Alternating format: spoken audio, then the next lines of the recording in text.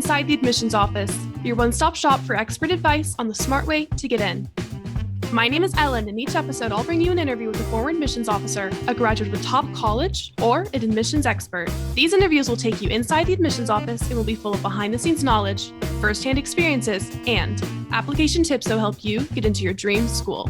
If you'd like to chat with one of these experts, you can sign up for a free consultation at the link in the description of this episode.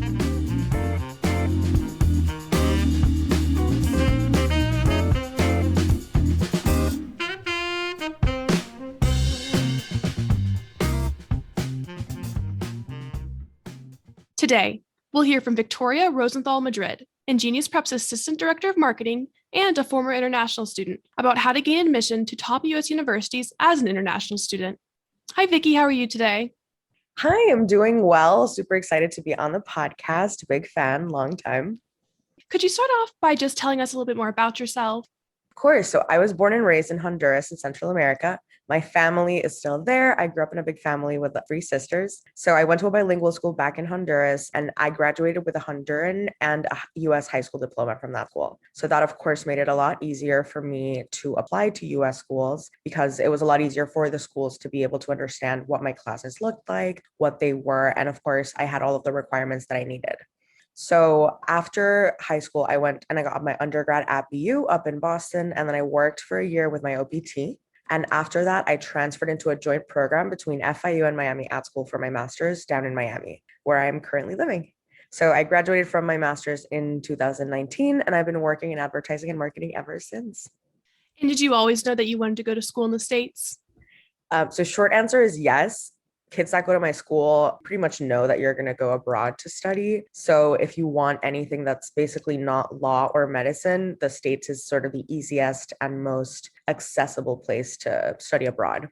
It's really common for kids from my school specifically to come to the States. So because we graduate with this high school diploma, you kind of just get it essentially drilled into you since you're young. You know all about the APs, SATs, even when you're in middle school, I would say. And then, yeah, we just basically have all of the American / college tests that are required by schools in the States administered at the school. So it just becomes way easier. And yeah, I always had American and Canadian teachers. So I was very familiar with what the system looked like here. They told us all about like what school was like for them. So apart from that, the US is just simply put, the closest place to Honduras where you can really get a quality education. So it just makes the most sense. And on top of that, my grandpa went to MIT, uncles, cousins, all of us have always gone to either Boston or towns around Boston. So it's almost like a tradition. But I will say, though, my country is particularly Americanized. So it's possible that this is not the case in other countries. And I actually do know for a fact that, for example, students from Mexico, students from Brazil, because there are better schools in their countries, it's not as common to know that you're going to leave from such a young age.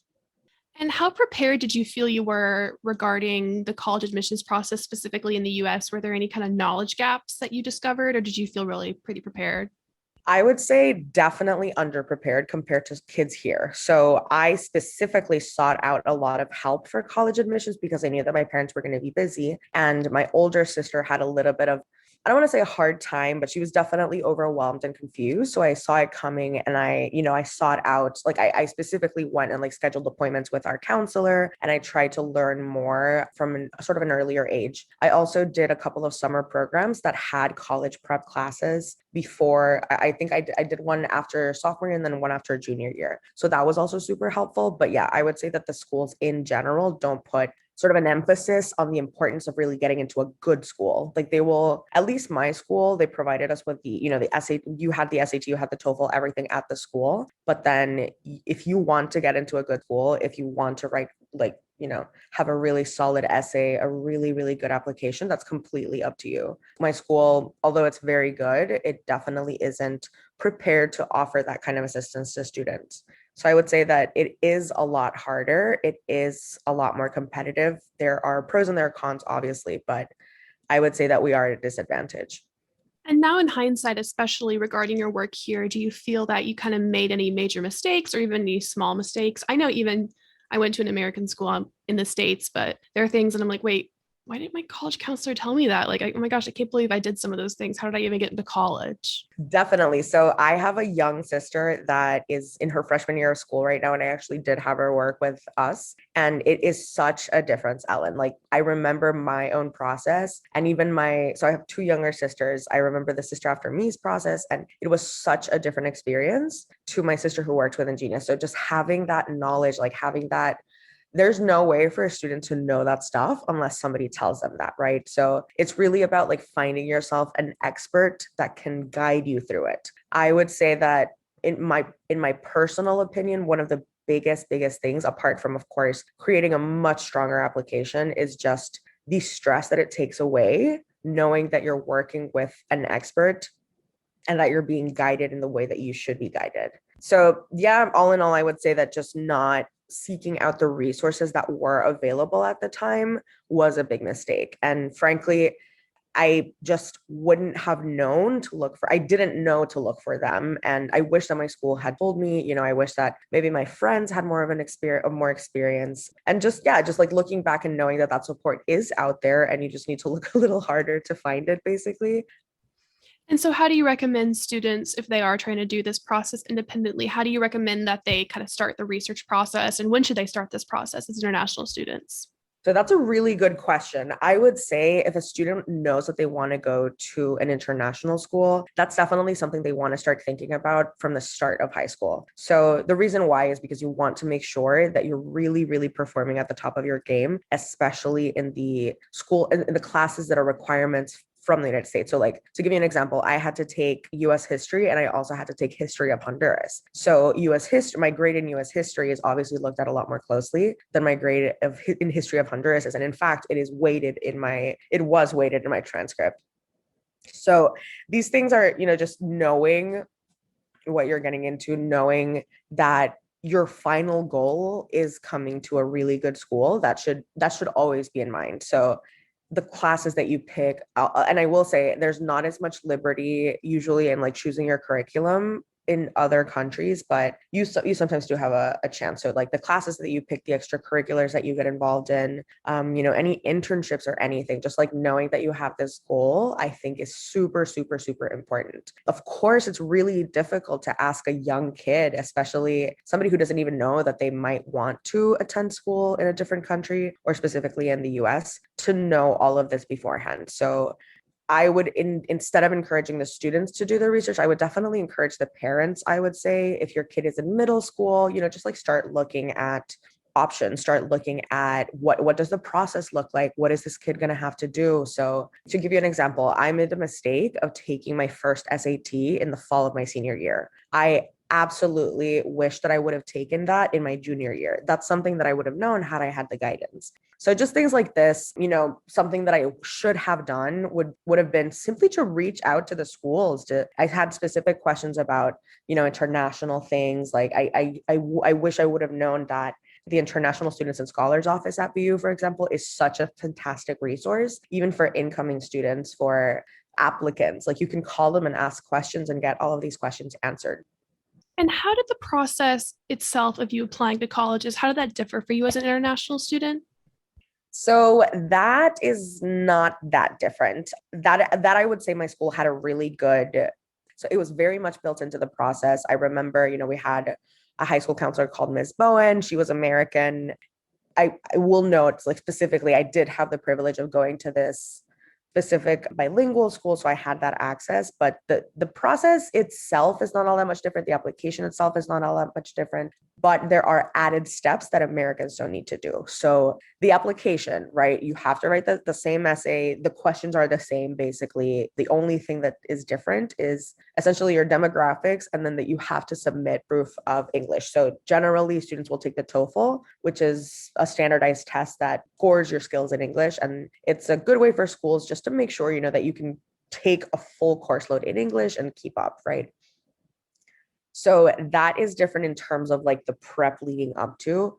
And then after you get your acceptance is when things get different. So after you get your acceptance, you and your school will communicate about something called an I-20. And essentially that is a document that the school will provide to you. It's basically your passport from your school that says that you are a student at that school. And that document allows you to get a student visa.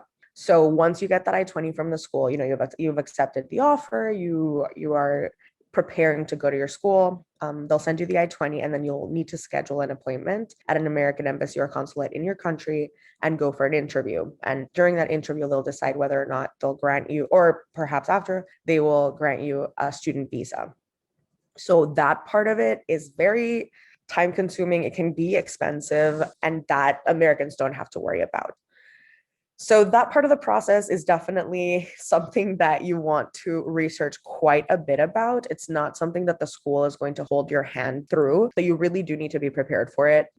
Once you get through all of that stuff, there are things, it's not quite the application process, but there are things that you need to keep in mind being an international student. So the financing stuff gets a little bit, it's a big point of a discussion for international students. So of course, if you have scholarships and all that good stuff, there are schools that, not all schools offer scholarships to international students first off, but the ones that do can be pretty generous. So highly encourage everybody, any student, to look those up. There's usually, you can find lists of schools that offer scholarships to international students online. Usually, for schools that don't offer international student scholarships, they require international students to pay full tuition. And since this process is so much more competitive for international students, how do you recommend they go about building their school list, particularly to make sure that they have enough safety schools and target schools, and particularly to kind of, weigh what is a reach school for them versus what would a reach school be for an American with the same numbers? So that's a really good question. So first off, I think it's important for everybody to understand really what the differences are between the different schools that you need to have in your school list, right? So first off, you need to have a third of reach schools. So reach schools are where the scores of the incoming student, or the average scores of the incoming freshman, are higher than your scores are. It could also be just basically any top 20 school, or any school with an acceptance rate below, I think 15% would be considered a reach school. So anything, Ivy League, any top 10 programs, any top 20 programs, those are reach schools, no matter who's applying. Then there's target schools where your scores, they're essentially similar or fall very closely to the average entrant. And then these safety schools are schools where your scores are higher than that of the average freshman.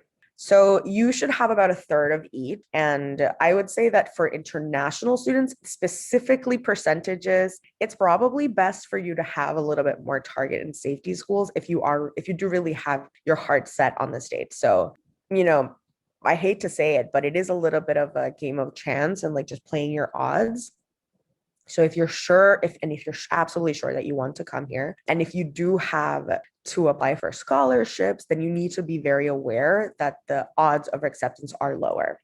In addition, depending on the country that you're applying from, competition can just be way, way, way, way higher. So for example, I know that our kids that are applying from China, the competition for international applicants coming from China, specifically in top 30 programs, is a lot. So you are competing against the best of the best, and you just have to be realistic about your chances and realistic about what your application looks like.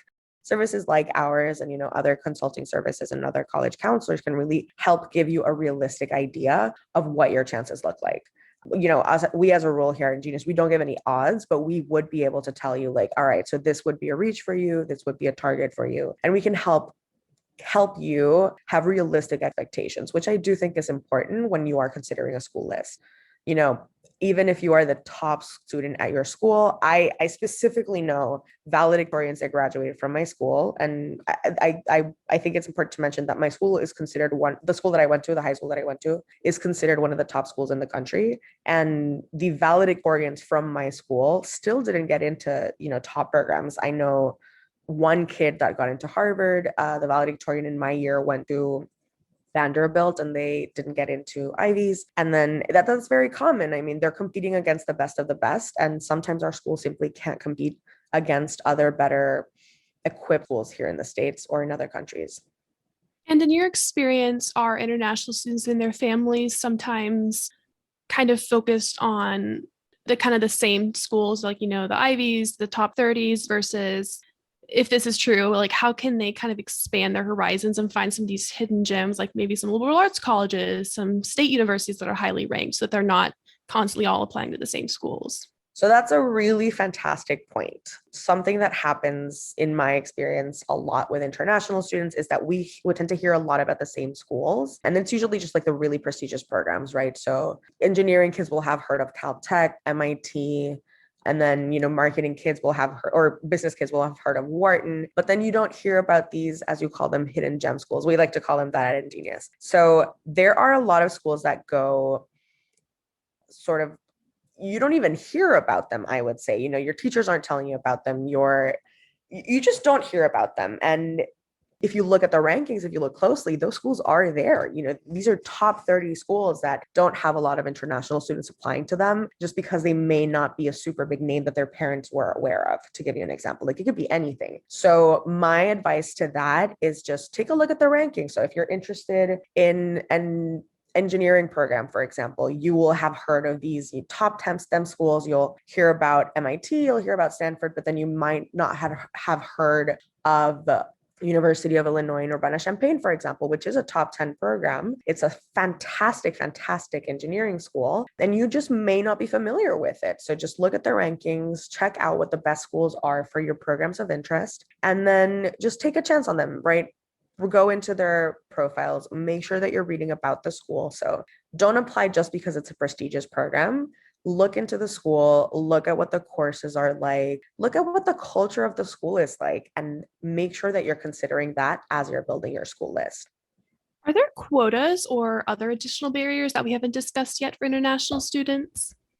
I would say yes. So probably the biggest barrier is going to be that whole visa thing that we discussed, and then financing. So financing is a big thing for a lot of international students, specifically because we don't have access to the FAFSA. You don't get government aid. And then, of course, as I mentioned before, not all schools give scholarships to international students. So it is more common for students to get merit scholarships than it is for them to get financial aid scholarships, essentially. And again, just make sure that you're specifically researching which schools are going to be able to assist you with this. So if you know that you need a scholarship to attend school, it's not worth applying to a school that is not going to give you that simply doesn't give scholarships to international students. So just make sure that you're doing a lot of good research there. Be realistic, talk to your parents, and actually, this is one thing that I learned at my time at BU. I worked in a student role there, and I talked to the dean a lot. And something that happens a lot is that students get absolutely enamored with the school, and then the parents will let them go into a ton of debt to go to that school, and sometimes that's not worth it. So talk to your kids, be realistic, set goals that the whole family is okay with, and make decisions together and make educated decisions. So apart from financing, I would say that the visa thing is the biggest barrier. There's just so many steps, and like, you don't know why. Like, it's absolutely subjective. Like, even if you could get into Harvard, you could get the I-20 from Harvard, and they would send that to you, and you would go into your interview. And then if the person interviewing you at the embassy there just happens to be in a bad mood, you may not get the visa. Like, it's super, super specific to every student. And then, of course, it's different from embassy to embassy, from country to country. It is a different experience for every student. It is, I mean, don't get me wrong, it's similar and you have to go through the same steps, but it is so subjective. It is so dependent on it could even be the weather of the day, right? This is such a personal process, whether or not you get a visa. So again, just hedging your bets. I knew that I was applying to schools in the US, so I applied to a little bit, and I knew that I wanted to come here, so I applied to a little bit more schools than I usually, or that I originally had on my school list, just because I wanted to have more safeties on there. And then I know that there's students that apply to schools in the US, but they also have applications into Canadian schools or Mexican schools or like schools in Europe, because they know that it's not a sure thing. So that, I would say, is the biggest barrier, is that even if you get the acceptance, even if you get into the top program, there's still a literal obstacle in your way that you have to get through. And it's probably the most important one. And did you consider applying to any other schools abroad, such as in Europe, Asia, Australia? So I did. I thought about it for a while. Specifically, I really thought that I was going to apply to schools in London and in Canada. Ultimately, I didn't end up doing that. One, because I figured between London and Boston, I would rather apply to Boston. So I just applied to more schools there. And then, which is wild to think about, right? And then I think I did apply to one Canadian school, but I made the mistake of not really researching this school before I applied. So I just threw it in as like a last minute safety. And, I would say I definitely didn't approach my school list the way that I should have back in the day. So I didn't think, what do I really see myself at every single one of these schools, which is something that you should be thinking about. You shouldn't apply to a school that you don't see yourself going to. All you're doing is taking a spot away from somebody else if you're not going to use it. So, even your safeties, make sure that you look into them and that you would be happy going there and that you would be good going to that school. Otherwise, it shouldn't make it onto your school list. So I had that one Canadian school that shouldn't have made it into my list because I knew that I wanted to go to the States and that, it was going to do anything and everything that I needed to go to school where I wanted to. How was the process different, if it was different, when you were applying to graduate programs here in the States? That is a really good question. So something that I learned that was a wonderful surprise for me was that I didn't actually need to reapply for an I-20 and a student visa because I already had my I-20 from my undergrad. So I'll give you a little bit of a background information here. After you graduate from a degree program, specifically, I believe it's undergrad, grad, and then PhD programs that qualify, and any higher education. But essentially, once you get your degree, you get a year to work after your schoolings. It's called optional practical training, which is known as OPT. So any international student that's listening, you may have heard about it. And if you haven't, I highly encourage you to start reading a little bit about it. But basically, it's your chance to work in an actual work setting, get a real job with employment authorization from the US government. So that's not something that you can do on a student visa. And that's something really important to know, is that you can only get approved jobs with your student visa. So I worked a job at school, but it meant that I had to, I had to get a special permission in order to get a social security number. And my school was super involved. I had to sign a lot of paperwork with the International Students and Scholars Office, and I couldn't take any work off campus. So the OPT is super important and super cool because it does give you that advantage. Like you essentially can work wherever you want as long as the role has something to do and is directly related with your major. So, for example, I graduated with Bachelor's of Science in Communication with a concentration in advertising. So I had to do something that was advertising or marketing related, right? So I went and I started working at an advertising company after I graduated, and I worked there for a year. And then after about 6 months of working there, I decided that I wanted to apply to grad school. I reached out to BU because I'm under the OPT, you technically are still a student at the school that you graduated from. So I reached out to the International Students and Scholars Office at BU. I asked them what I should do, and they were able to guide me through the process. And essentially, while you're on your OPT, it's basically a transfer.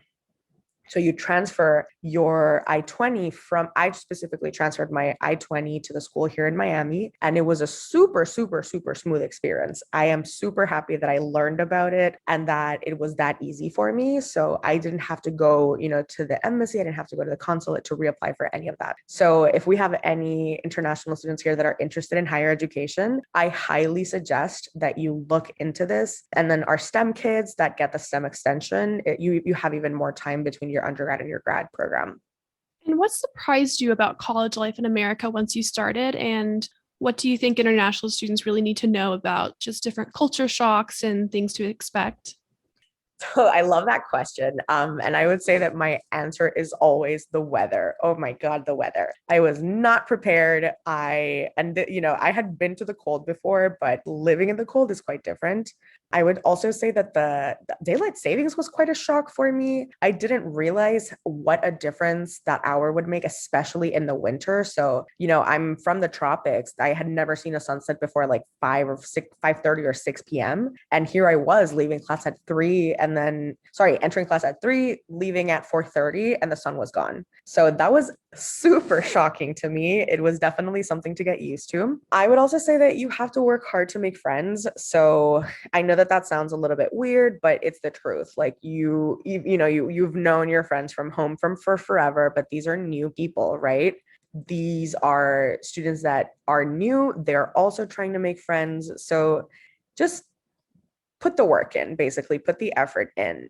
I'll say at my school at BU, there was this sort of a weird culture among international students that it was kind of uncool to join extracurriculars unless you were joining with your friends, right? So I remember like a lot of Latin students, for example, would join like the Latin student organizations, but then pretty much nothing else. So I had a friend who was a phenomenal singer and she never joined any of all of the really popular a cappella troupe on campus. So things like that, like give things like that a chance. I think it's really important, especially for us as international students. Part of this incredible experience of coming abroad to study is to really meet different people, right? Like that's part of the magic. So if you are, willing, don't only stick to people like you, have your friends and have your people like you, because that's always really nice and it's really comforting, and you can, support each other through this interesting experience of getting used to a different place, but also experience people from other cultures. That's incredible. That's an amazing part of coming to an international school or being an international student at an American school. Of course, there's always going to be culture shock. I remember, a big thing for me, this is so silly, but tips are included in the check where I'm from. So basically they'll like tack on an 18% service charge to any time that you go to a restaurant. So coming here and having to like do the math of tipping and like not being used to that. I remember, one time I tipped like, I think it was like a 10% tip, and I just genuinely didn't know any better. And my friend happened to be friends with the person who waited on us that time. And he corrected me. He was like, hey, that's a really bad tip. So then I was lucky because I could correct the check right then and there. But it's things like that, like just general culture shock. Like I had never ridden in taxis and like Ubers as much as I did when I was in school. That was super common. Getting used to the train was a big adventure for me as well. So yeah, I mean, just make sure that you have something. That I did that helped me was I made sure that I had like snacks from home that I liked. I made sure that I talked to my parents, and then I made sure that I had friends that were similar to me, because that does make you feel better. But you'll be fine. Culture shock is just for a little bit, and it's quite an interesting experience. It's not necessarily negative. And then the last thing that I would say is I specifically had a very, I don't want to say sheltered, but my school was very on top of us. Like if you weren't doing your homework, kids that weren't doing their homework, our teachers would be super on top of them because they had known them for a million years, right? So what teachers say about college professors not looking out for you and you having to do your work by yourself, like you having to remind yourself and like keep track of your syllabus by yourself, is absolutely true. I was super used to teachers being very like, hey, have you done this? I remember one time I was sick and I didn't go to school, which was uncommon for me. And my AP Spanish teacher emailed me asking me if I was okay because she didn't see me there. She was like, what is this? This is weird, right? So this is the relationship that I had with my teacher. So imagine when I went to school and I was in, 600 person seminar, and of course my teacher didn't know my name. So put in the work. You want to have a relationship with these professors. Go to office hours. They are there for a reason. Your professors are going to be brilliant people. Like even if you are fine with understanding the coursework, go and talk to them, pick their brain. They're incredibly interesting people. Did you have reverse culture shock when you returned home for breaks? Yes, I did. Absolutely. So something that happened for me specifically, so BU is a very liberal school, right? There's so much, like I loved that. I absolutely loved that. There's so many conversations that are just so important to have, especially coming from a culture that is a lot more backwards than I wish it were. So, I am so much more liberal than my peers. I have such my parents call me like they call me a tree hugger. So going to BU, like having all these incredible conversations, changing my opinions on a lot of things, and just learning way more, becoming a lot more educated, and just a lot more conscious of so many things that I wouldn't have known to consider before. So once you essentially open your mind and then you go back and you hear all of these, like I remember, just listening to people make jokes that like didn't land right, it was like, oh no. So that was probably the biggest culture shock. Just like you're coming back with these big ideas and completely change your mind about a lot of other things, and then going back and like listening to people who have yet to experience, these things and like listen to these ideas it can be quite shocking for sure. And what like I returned home with a couple of piercings and my mom kind of flipped out. So it just remember that like you are going to change, but it's okay. It's usually for the best. And just talk to your parents, talk to your family, just make sure that they know what they're getting back and that you're still you, I guess. Like it can be interesting conversations when you get home.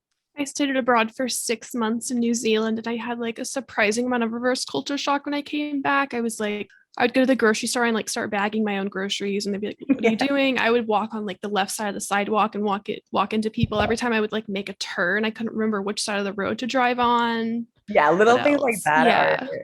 I remember, so where I'm from, you dress up for everything, right? So like as soon as you never wear flip-flops, for example, in like a day-to-day unless you're going to the beach or whatever. And I remember that I used to like full on put like dress up to go to the grocery store just because you would always run into somebody that you knew. So I remember my first weekend in Boston, my roommate was from North Carolina. And I remembered she said, hey, I'm going to the grocery store. Do you want to come with? And I said, okay, just give me a second to change. And I remember she was wearing sweats and she was like, wait, why are you changing? I was like, well, we're going to the grocery store. And I was like full on putting on jeans, like boots, a little bit of makeup. And the grocery store was a half a block away. And she's just watching me do this. And she's like, why are you doing that? It's just the grocery store. And then, so that kind of a thing, I definitely stopped doing. And then when I went back home, I remember I was wearing a pair of rubber Birkenstocks. And I was taking my little sister to the grocery store and she couldn't believe it. She was in shock. She couldn't believe that I wasn't dressing up to go to the grocery store. So yeah, definitely reverse culture shock is a real thing, but it's just part of the adventure. I find it funny and entertaining and just leads to interesting and entertaining conversations. Looking ahead, how can international students maximize their chance of getting a work visa after graduation? It's really, really, really hard is the first thing that you should know. There is no sure thing. It's never, ever a sure bet for anybody. So make sure that you're following all of the rules. Make sure that that's the single most important thing. If you want to get a work visa, if you want to get an OPT, if you want to get anything, any benefits like that, make sure that you follow all of the rules of the conditions of your visa to the letter. So to give you an example, if you ever get caught drunk driving on a student visa, it'll immediately be revoked. So you can't break any rules like that. If you have any days in the States where you like came in with a different visa or like if you stayed longer than you should have, anything like that, like all of those rules, just make sure that you are following them very, very closely. That's the most important thing. And then the second thing is just like you have to basically prove that you are more qualified than anybody that they hire who's American. So that is the condition for a work visa. And you can imagine how difficult that is. So yeah, make sure that you do all of the OPT, all of those things. So the application, the getting your passport photos taken, all of that stuff. Make sure that you do them on time and that you're doing them as they should be done. So you can definitely lean on the International Students and Scholars Office at your school. They should guide you through this process. And if they don't have the staff, then they should at the very least have some sort of, literature that can help guide you. However, parentheses there, definitely ask them to guide you though, because this should be part of their services. So yeah, remember that you can only apply to jobs that fall under your category of study. So, if you got a degree in hospitality, then you have to do something that's related to hospitality. If you got a degree in engineering, you have to do something that's related to engineering. So once you graduate, you need to find a company to hire you, which can be really hard to get a job as an OPT because people know that you're just going to be there for a year and they don't want to, spend all this money and time training you for you just have to leave after a year. That is a little bit easier for STEM students because they have that 3-year extension. So they know that they'll have you for a while. So if you are lucky and you get a job, on your OPT, and it also doesn't have to be a paid job. You can also it also doesn't even have to be a full-time job. You can also do part-time and you can do internships as long as they're directly related to your field of study. So if you're lucky, if you're one of the lucky ones and you found a company that wants to hire you, and then you do really well, let's say that you work there and they love you and they don't want to let you go, they may be willing to sponsor you. So somebody does have to sponsor you for you to apply for a work visa. So basically the company has to say, hey, government, we really, really want this person. Here's the application. They're going to work at this company. So you can pay your own legal fees, which is nice. So they don't technically literally have to sponsor you, but just ask them, see if they're open to sponsoring you that way. Obviously, it's easier for you if the company covers the costs. So once you have your application in, it's really important to know that it's a lottery thing. So not all of the applications even make it to somebody's desk to be looked at. So if they have 10 applications from undergrads, only 25% will actually make it onto somebody's desk to be open and looked at. So it's completely a lottery thing. So if you are within those 25%, that means that your application is going to be opened by an officer and will be read, but they can still say no.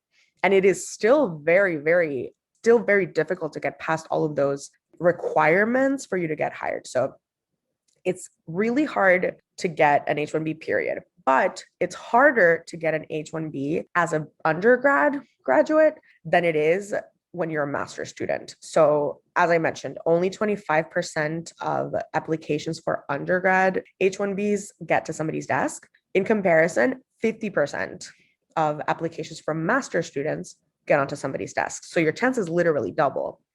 So it is, if you're interested in going to higher education anyways, consider that. Consider doing your undergrad, a year of OPT, and then grad school, and then applying, because your chances are going to be a lot higher.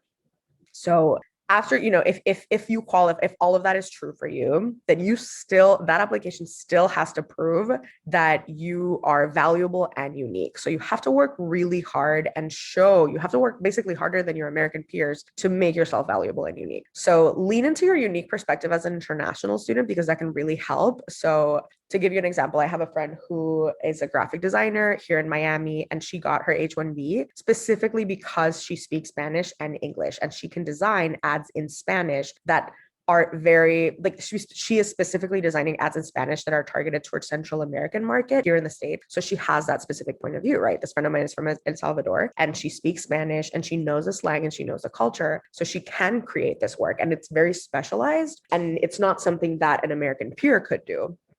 So she leaned into this, and it really, this was the case that she made, and it works for her. So lean into that, right? So it is a unique perspective. It is something that you're offering this company that they're not going to be able to get elsewhere. So make that part of why you're valuable. Do you have any other words of wisdom for our listeners?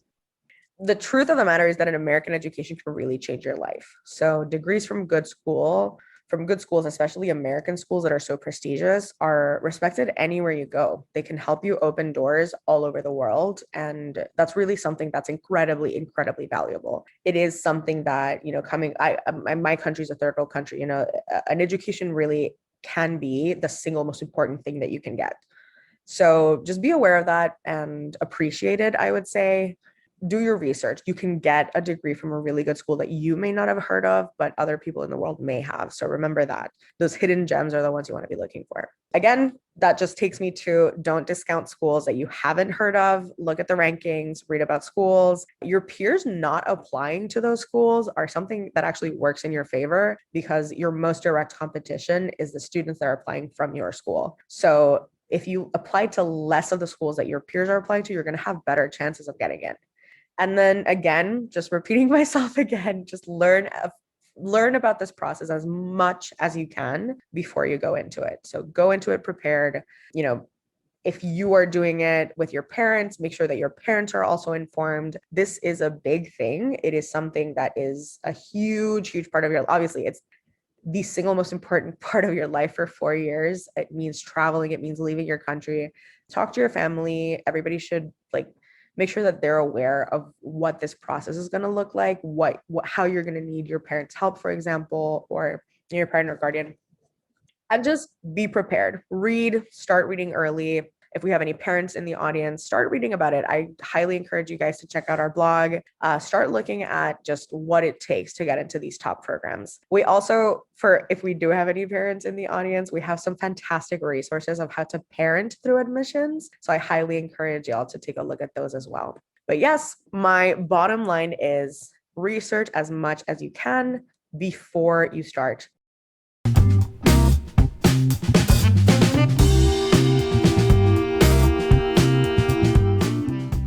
Thank you so much for joining us today, Vicky. I'm sure our listeners appreciate your insight into college admissions for international students.